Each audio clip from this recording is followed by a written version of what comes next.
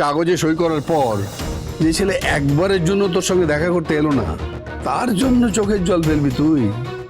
না না, দরকার হলে আমি নিজে দাঁড়িয়ে থেকে তোকে আবার বিয়ে দেবো। না,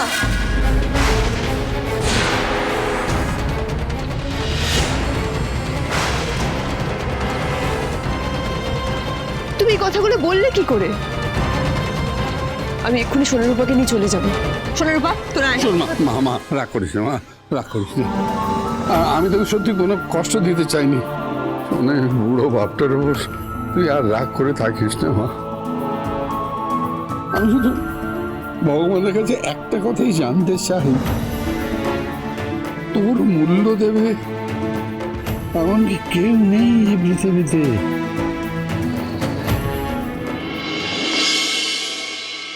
বুঝলে ভুবন, আমরা দুজনেই হাতে হাতে কাজগুলো সেরে ফেলি। নিজের জিনিসপত্র নিজের চোখের সামনে হাতের কাছে না থাকলে কি আর নিজের বাড়ি মনে হয় বল? সে তো না হয় গুছিয়ে ফেলবো, কিন্তু এই গোছানোকে কি আর গোছানো বলে দাদা? মানে দাদা কথায় বলে সংসার সুখের হয় রমণীর গুণে। আর তুমি বাড়ির এত কাজ, রান্না বান্না সব করে। বুঝেছি, মানে বাড়িতে এসব কাজকর্ম তোমার বউই করে, তাই তো? সে খুব গোছানো মেয়ে দাদা। আর রান্না বান্না আমি কি বলবো, সে তুমি খেয়েই বলো।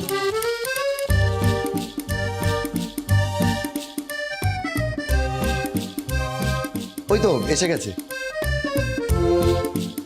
দাদা, আমার বউ পম্পা।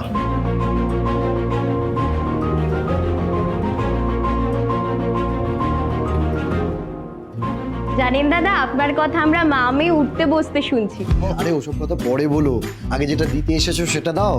ও হ্যাঁ, ও বললো আপনি নাকি খেতে খুব ভালোবাসেন, তাই আপনার জন্য কিছু রান্না করে নিয়ে এসেছি। খুশি হলাম, তবে দাদা হিসেবে গুটি কয়েক কথা বলবো, সেগুলো কিন্তু একটু শুনে চলতে হবে। বলুন না দাদা। ভুবন বলছিল বাড়ির সব কাজ নাকি তুমি একাই করো। সে তো করতেই হয় দাদা, ও সারাদিন বাড়ির বাইরে কাজে থাকে। ও, ওর কাজটা বাড়ির বাইরে বলে ওটা কাজ, আর তোমার কাজটা বাড়ির ভেতরে বলে ওটা কি সমাজসেবা? তুমি আজকালকার মেয়ে, সব কাজ দুজনে মিলে ভাগাভাগি করেই তো করতে হবে নাকি? তাহলেই হয়েছে। ও তো ঠিক মতো চাটাও করতে পারে না। পারে না কারণ তুমি সবকিছু করে দাও, তাই শেখার ইচ্ছেটাই নেই ওর। সারাদিন দাদা গাড়ি চালিয়ে আর শরীরে দেয় না। তোমার বউ যে সারাদিন সংসার করছে, ও বুঝি ক্লান্ত হয় না? ওর বুঝি ইচ্ছে করে না রেস্ট নিতে? শোনো ভাই, সংসার রমণের গুণে টুনে সুখী হয় না, সুখী হয় দুজন সুখী মানুষের। রান্না করতে পারো না, বাসন ধরে। ও যদি বিছানা করে তুমি মশারি টাঙাবে। একটু যদি এদিক থেকে ওদিক হয় তুমি কিন্তু অবশ্যই আমাকে জানাবে। ঠিক আছে দাদা। দাদা দাদা, আমি কি কোনো ভুল করেছি বলো তো? তোমার লজ্জা করে না? এক কাপ চা পর্যন্ত বানাতে পারো না? দাদা গ্যাসও ধরাতে পারে না। হ্যাঁ, তুমি আমার সঙ্গে চলো, এক্ষুনি সব কাজ শেখাবো তোমাকে। বলেই ভুল হয়েছে। ঠিক আছে, বৌদি এলে আমিও। কি শোনো, বৌদি এলে সে শুধু আমার বউ হয়ে আসবে না, কিন্তু আমার বন্ধু, ইনফ্যাক্ট আমার বেস্ট ফ্রেন্ড হয়ে আসবে।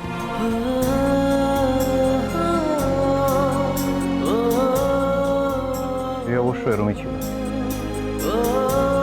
আমার থেকে কোনো অংশে কম না। দাদা এখন সে কি করে? জানি না, তবে সে চাইলেই সেরা সেরা ডাক্তার হতে পারত, বা ইঞ্জিনিয়ার। যদি গান গাইতো, ভালো ভালো সিঙ্গারদের ছুটি হয়ে যেত। নাচলেও তাই, মানে ওর ধারের কাছে কেউ আসে না। অন্তত আমি তো আমার লাইফে ওরম কাউকে দেখিনি। সবকিছুই যেন পারফেক্ট, গুছানো। দীপা জীবনে যাই করবে ওর বেস্টটা দিয়েই করবে। আমি খুঁজি ওকে, ইন্টারনেটে সার্চ করি ওর নাম দিয়ে।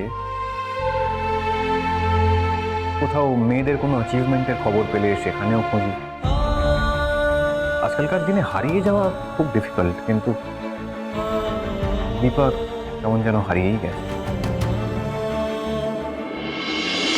সব কিছু চাপে এভাবে নিজেকে হারিয়ে যেতে দিস না দীপা। আমায় কথা দে, সামনের দিনগুলোতে তুই আবার নতুন করে বাঁচবি। শুনবে বাবা, ও তোমার সব কথা শুনবে। দিদি, তুই আমার সাথে স্কুলে ফেলিসিটেশনে যাবি ব্যাস। কি বললি? আমি স্কুলের ফেলিসিটেশনে যাব মানে? বৌদিদি, উর্মি যা বলছে শোনো না। দেখো, তুমি ওর সাথে যাও, ঘুরে আসবে, তোমার মনটাও ভালো থাকবে। না মানে বলছিলাম কাল তোমার দাদাই আসবেন। আসবেনি?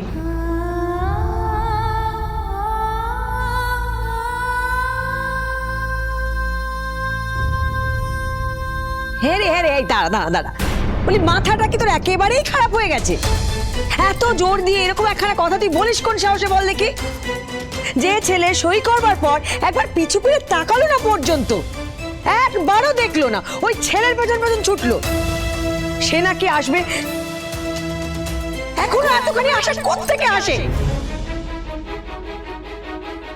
আর দাদাই যে আসবেই তার কি গ্যারান্টি আছে? কাল আমাদের মেয়েদের জন্মদিন বলুন, আর উনি আসবেন না? এটা হতে পারে না। বৌদিদি, আচ্ছা দাদাই তো একবারের জন্য তোমার খোঁজ নিল না, তুমি তারপরেও বলছো দাদা? হ্যাঁ, তারপরেও আমি বলছি উনি আসবেন। আর যদি না আসে তোর তো খারাপ লাগবেই, কিন্তু তোর থেকেও বেশি খারাপ লাগবে বাচ্চা দুটো। কিন্তু সোনারূপা যে ওনার প্রাণ। আশা না আশায় মরে, তোরও সেই হাল হচ্ছে। তুই এখনো সূর্যর কথা ভাবছিস? তোর আর কোনো কথা শুনবো না। ওরা সকালে যেতে বলেছে ঠিকই, কিন্তু প্রোগ্রামটা সন্ধ্যেবেলা, আর আমরা যাবো ব্যাস। ও আমাকে ছেড়ে দে, আমি এসবের মধ্যে যেতে চাই না। দিদি চল না, দেখ সবারই একটু ভালো লাগবে, একটু ভালো চেঞ্জ হবে, বলো তুমি? বাচ্চারাও যাবে, বাচ্চাদেরও ভালো লাগবে, প্লিজ দিদি। না বাবু, দেখ আর যাই হোক আমি ওদের বাবাকে বঞ্চিত করতে পারবো না। আমি জানি উনি ওনার মেয়েদের জন্মদিনে ঠিক আসবেন।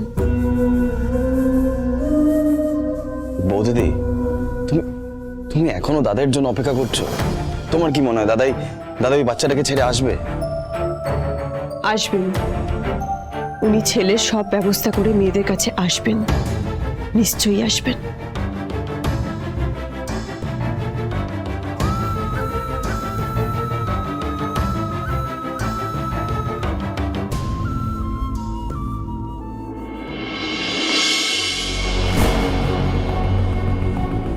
যেটা বলেছি মনে আছে তো?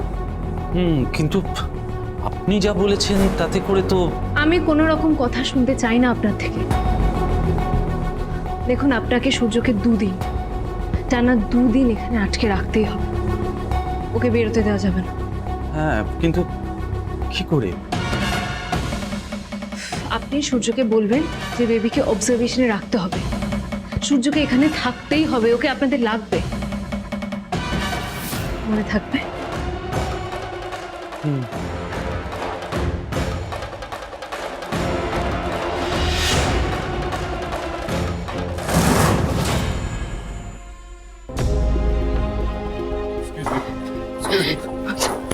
সরি বলছি, বাচ্চা কেমন আছে এখন? দেখুন, পেশেন্টের কন্ডিশন একটু ক্রিটিক্যাল, তাই 48 ঘন্টার আগে কিছু বলা যাবে না। 48 ঘন্টার আগে কিছু বলা যাবে না মানে কি বলতে চাইছেন আপনি? আই মিন টু সে, দেখুন ও তো খুব ভালো সিচুয়েশনে ছিল না, কাভার্ডে আটকে ছিল, আর সেখানেই সাফোকেশনটা হয়েছে। বুঝতেই পারছেন, অক্সিজেন সাপ্লাই একদম কমে গেছে।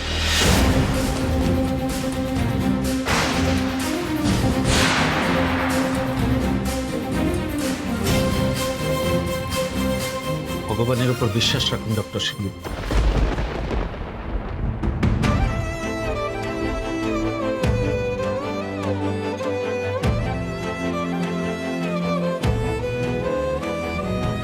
বাচ্চাটা ঠিক হয়ে যাবে তো মা? ওর কিছু হবে না তো? না, কিছু হবে না, ঠাকুর অতটা নিষ্ঠুর নয়। আর তাছাড়া 48 ঘন্টা অপেক্ষা করা ছাড়া আমাদের কাছে কোনো উপায় নেই Surya, so we have to wait. Surya শোন না, তুই মাকে নিয়ে বাড়ি চলে যা সূর্য, আমি এখানে আছি। আমরা এখান থেকে কোথাও যাব না, আর আমরা কোথায় যাব না যাব সেটা তুই ডিসাইড করবি না, আমাদের বুঝে নিতে দে। না সূর্য, এটা কি করে হয়? আপনি আমার জন্য রুচু বললো তো বাচ্চা আগে সুস্থ হোক তারপরে আমরা বাড়ি যাব। ততক্ষণ আমরা এখানে আছি, তুমি ভেতরে যাও, যাও ভেতরে যাও।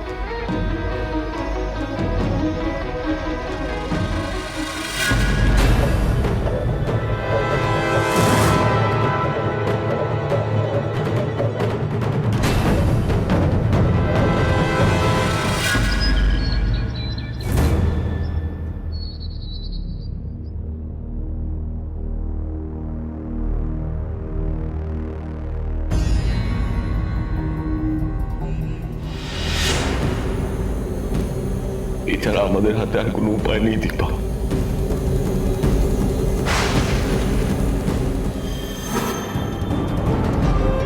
আজ মেয়ে দুটোর জন্মদিন, ওরা কাল রাত 12টা অবধি আপনার একটা ফোনের আশায় বসেছিল ডাক্তারবাবু, অথচ আপনি একবারও ফোন করলেন না। এদিকে সকালেও হয়ে গেল, তবে কি সত্যি আপনার মনে নেই ওদের জন্মদিনের কথা?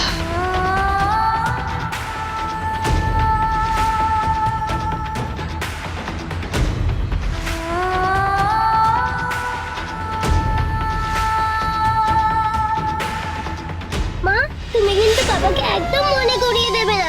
বাবা যদি নিজে থেকে আসে তাহলে ঠিক আছে, আর যদি নিজে থেকে না আসে তাহলে উপর খুব রাগ হবে। অনুরাগের ছোঁয়া, অনুরাগের ছোঁয়া।